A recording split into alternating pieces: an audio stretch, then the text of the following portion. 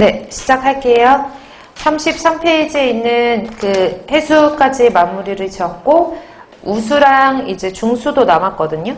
근데 우수 같은 경우에는 암기하시는 것보다 암기하셔야 되는 내용들이 있는데, 일단은 교재에 나와 있는 내용으로 볼까요? 쓸까요? 우수? 이왕 썼으니까 끝까지 마무리 줘야 되겠다.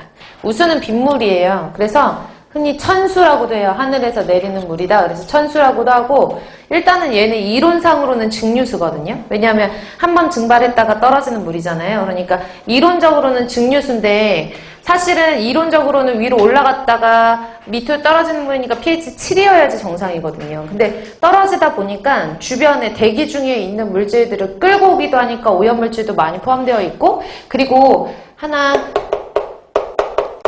대기 중에 이산화탄소 농도가 아까도 잠깐 했었듯이 이제 물의 pH를 왔다 갔다 하게 하는 거는 이산화탄소는 CO3-2-에 의해서 자연수의 pH가 결정된다 그랬잖아요. 근데 대기 중에는 CO2의 농도가 있거든요. 대기 중에 있는 CO2의 농도가 약 330ppm이에요. 이것도 위치마다 달라요. 그래서 지구가 이렇게 있으면 북반구에 보통 이제 지구본 잠깐 상상을 해보세요. 자기가 봤던 지구본은 그 위에 있는 북반구 지역들이 거의 대부분 산업이 발달되고 좀 도시가 발달된 지역들이 많고 인구도 좀 집중되어 있거든요. 그러니까 북반구에서는 이산화탄소의 농도가 뭐 400ppm까지 들어간다라고 하는 그런 결과도 나와요. 그러니까 북반구에서는 이제 이산화탄소의 농도가 좀 높고 남반구에서는 상대적으로 조금 낮긴 한데 어찌됐든 간에 평균적으로 약 330ppm이라고 보거든요. 대기 중에 있는 이산화탄소의 농도가. 그러면 한번 증발됐다가 얘네가 떨어질 때 공기 중에 있는 이산화탄소를 흡수를 하면 pH가 어떻게 될까요? 이산화탄소 들어가면 pH 어떻게 돼요? 낮아지죠. 그쵸? 그래서 대기 중에 있는 이산화탄소가 약 330ppm 있다고 가정을 하고 pH가 낮아지는데 얼마까지 낮아지냐면 그러니까 330ppm은 그냥 평균적인 수치고 350으로 해가지고 계산을 하면 CO2가 350ppm이라고 가정하고 pH를 계산하면 약 5.65 정도가 나오거든요. 그래서 정상적인 정상적인 강우라고 하더라도 약 5.7 정도 반올림해가지고 정상 강우가